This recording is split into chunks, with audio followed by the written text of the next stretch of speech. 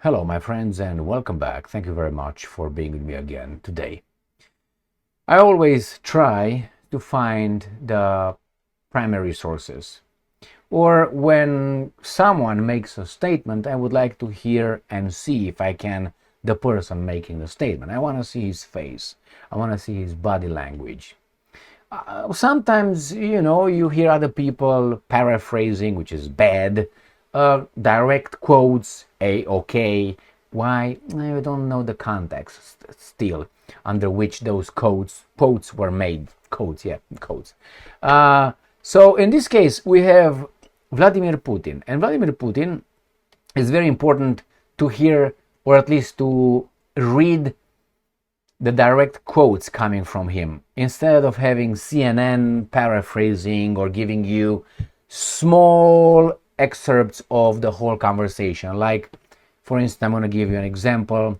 Remember when he said, Putin in an interview said that the disintegration of or dismantling of the Soviet Union was the 21st biggest tragedy. And everybody was, oh my God, he wants it to make it back. No, it was not. Listen to the whole thing and you understand the context, what he's talking about, the human suffering and the family disruptions and all that being broken in different parts. Just look at the whole thing. It's a good example. So in this case, Vladimir Putin will answer some questions and he's going to reveal some truth. First, NATO lies, and he's going to explain why. He calls Trump a very, very courageous man. And coming from Putin, I think that's very, very, how should I put it, very nice, to say the least. Now you can say he doesn't mean it. You have no evidence. So take it as it is. Take it as it is. And see if the guy behaves in the manner he makes the statements. And then he says that the Western Europe, which is France and Germany, are almost bankrupt. They're almost dying. He also talks about something else. Let me see what else. It's no more one-sided game with NATO, who's arming itself to destroy Russia. I mean, that's old already. Western Europe about to drop dead.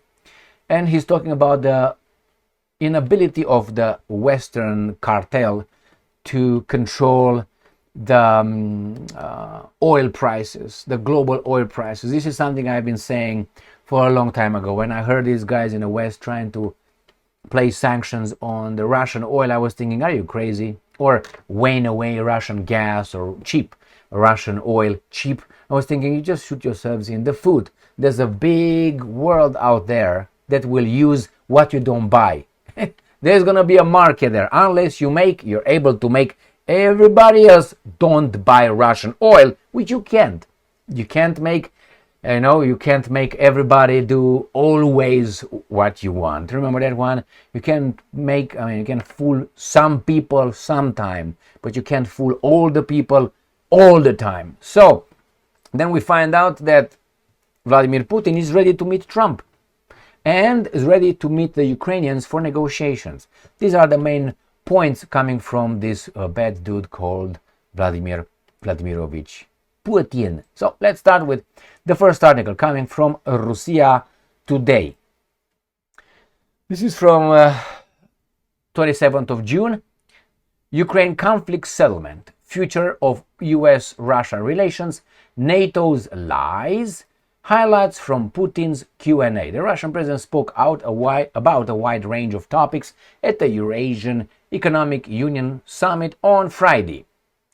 So, it says a settlement on Ukraine. We don't care about that one. He said, we are ready to hold such a meeting in Istanbul. There you go. Putin stated, adding that the Russian and Ukrainian delegation leaders are in constant contact. I told you.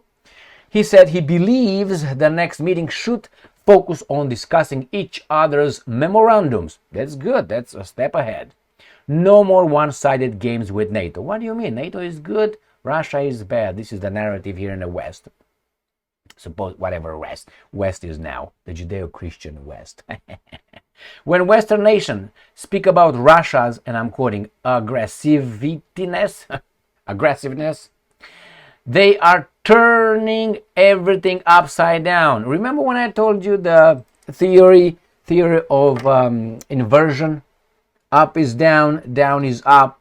I keep saying this. War is peace, peace is war. Iran attacks Iran. Israel attacks Iran. That's self-defense, and it's a preemptive strike. It's no aggression. I mean, I saw I think it was the Israeli ambassador to the United Nations calling that was not an attack on Iran.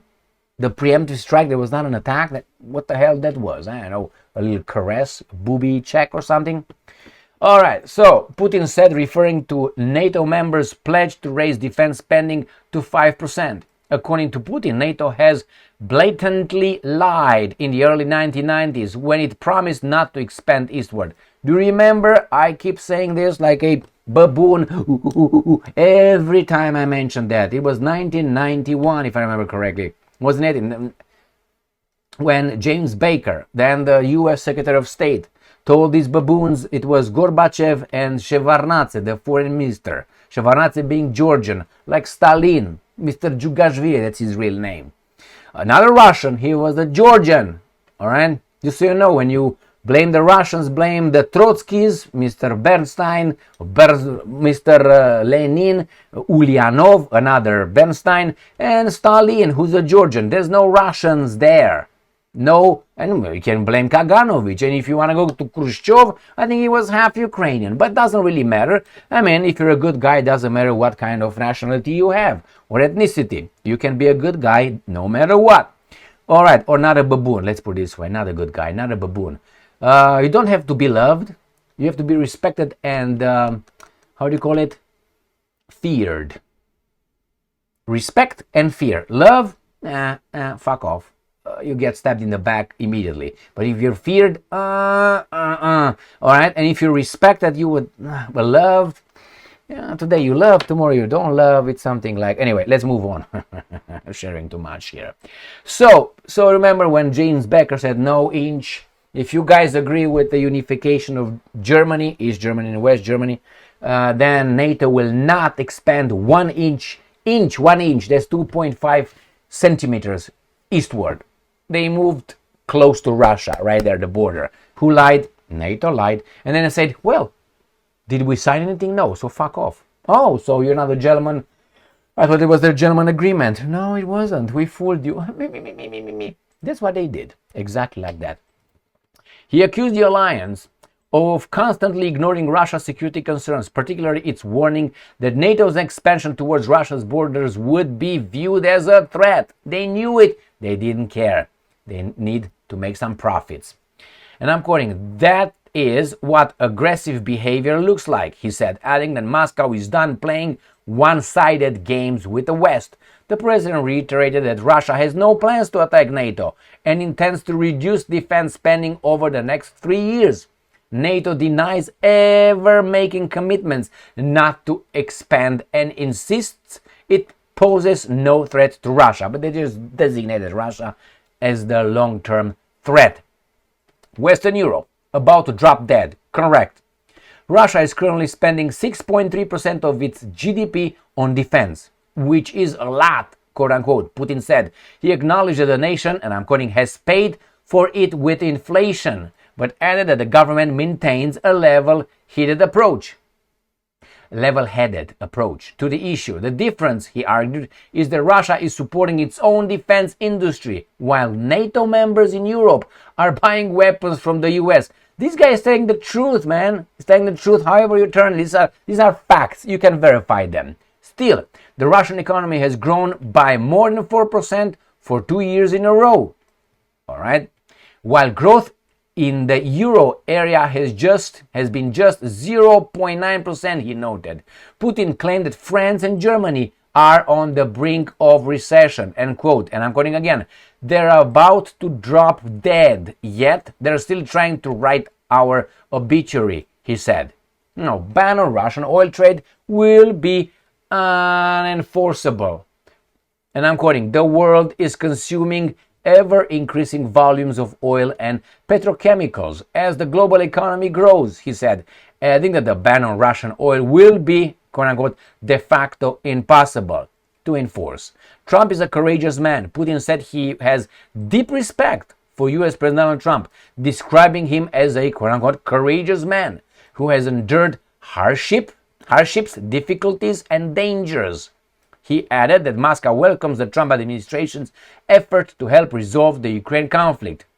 The president did not rule out a future meeting with Trump, saying Russia would welcome the return of American companies to its market.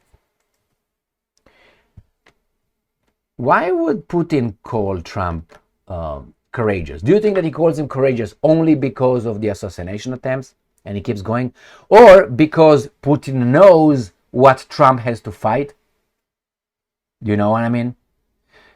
Putin knows what Trump faces. The pressure to destroy this, to attack that, to do this, to do that, for the interest bigger than Russia and the United States of America, bigger than that. They are global interests. The problem is they don't have weapons. They can access the weapons by activating their jackal corrupt officials, but they don't have weapons. These interests do not have weapons. Some of them manufacture weapons, but they can't use them. You know what I mean? So this is Putin. And let's go to the second article, which is shorter.